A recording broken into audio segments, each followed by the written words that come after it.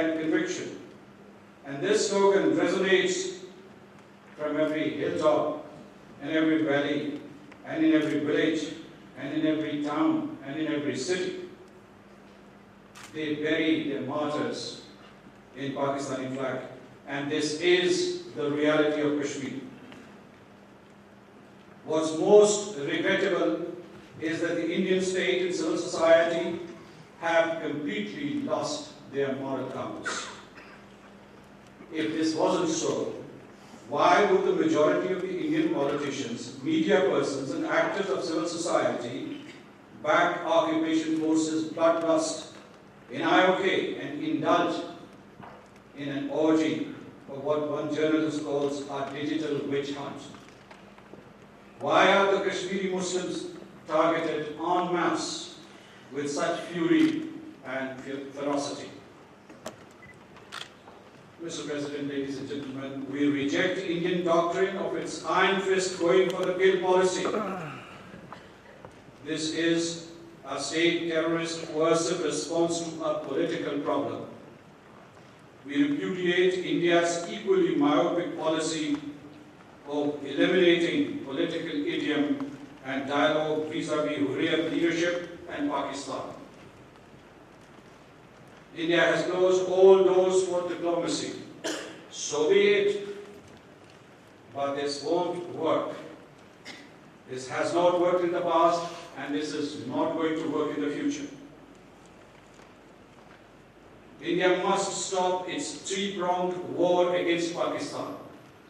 The first, unleashed in the Indian-occupied Kashmir. The second, against our armed forces and hapless civilians in Azad Kashmir on this side of the LOC who bear the brunt of Indian terror. And a proxy war targeting Pakistan through India's favorite instruments of subversion and terrorism in Balochistan, Fatah, Karachi, and other cities of Pakistan.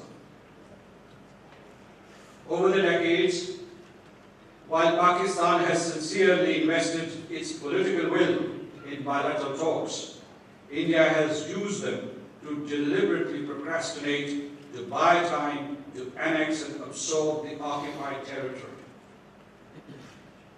They have also used the charade of these talks to reduce the pivotal position of Kashmir in the South Asian security calculus and to keep Kashmiris out of the Kashmiri dispute. Is it not the biggest oxymoron? Though this is India's self-serving, blind-sided truth. The people of Jammu and Kashmir in Pakistan believe that there are three parties to the dispute: Pakistan, India, and the people of Jammu and Kashmir, and that the Kashmiris are the key party because they are the ones who have to determine their political future in accordance with the United Nations Security Council resolutions. Mr. President, ladies and gentlemen, I choose this moment to remember those brave men and women who have lost their lives, who've been blinded, and who are grievously injured in the occupied Kashmir. And I pay tribute to the Hurriyat leaders, Sayyid Ali Gilani, Mirwais Umar Farooq, Yasin Malik, Shabir Shah, and Asiya Rabi, for their unrelenting struggle for freedom despite being under constant detention. Mr. President, why would laments and wails rising from the valleys and hills of Kashmir be the fate and indeed perpetual nemesis of our brothers and sisters in Kashmir? And why should the Indian forces that stalk the earth like a blight and a scourge should move around so victoriously in Kashmir? Are we so weak that we cannot turn this tide?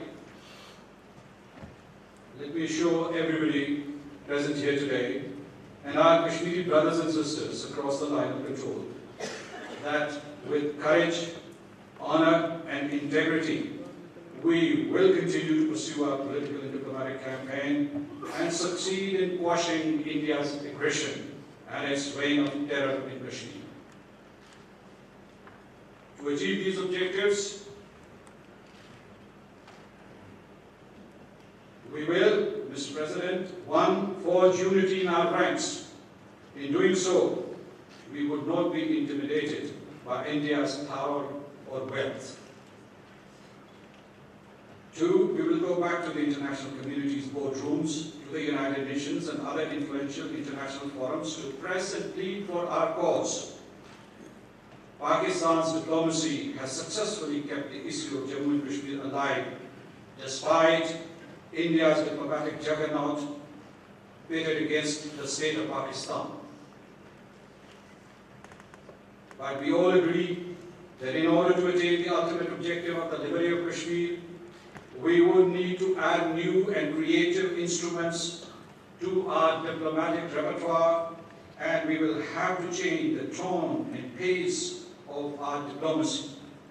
No question about that.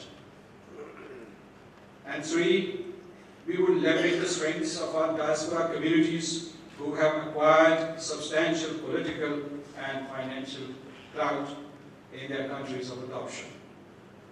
And four, India's grisly military terrorism in Kashmir gets scant attention abroad because it is skillfully shrouded by a pall of falsehoods and miscommunication.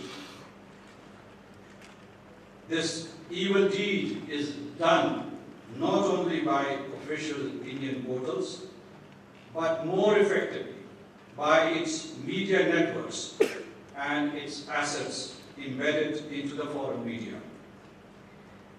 This is, I must say, a straight fight, a straight contest between Pakistan and India, not just for Kashmir, but for the defense of Pakistan's vital interests.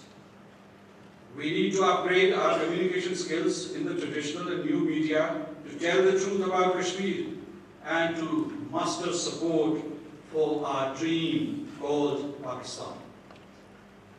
Five, we would reach out to global civil society to raise consciousness about the historic imperative to resolve the Jammu and Kashmir dispute, which, in addition to its humanitarian dimension, is the central plank, the keystone, so to say, of the dynamics of peace and security in South Asia. Six, only a strong Pakistan, politically and economically, will guarantee a just and lasting dispensation of the Kashmir dispute. Pakistan has a strong defense capability, alhamdulillah, and it is on the cusp of an economic revolution. This historic opportunity mustn't be lost under any circumstances. Seven, in Azad Kashmir, we have three priorities: Kashmir freedom struggle, good governance, and economic development. In the years to come, we will be part of Pakistan's economic mainstream by investing in infrastructure, in energy, high-quality education, access to health, tourism, extractive industry, and agriculture. We celebrate that Azad Kashmir is now formally part of the China-Pakistan economic corridor. And we hope that one day the occupied Kashmir will also be integrated into this mega project. Azad Kashmir is and will be an asset for Pakistan and never a liability for Pakistan. Mr. President, the way forward to finding a solution to the long-standing issue of Jammu and Kashmir is through dialogue and diplomacy, not by making vain efforts to crush the will of the people of Jammu and Kashmir. This ship, the ship of our freedom, will not go down. It will not sink. Not ever. Never. We will succeed, inshallah. Thank you so much, ladies and gentlemen.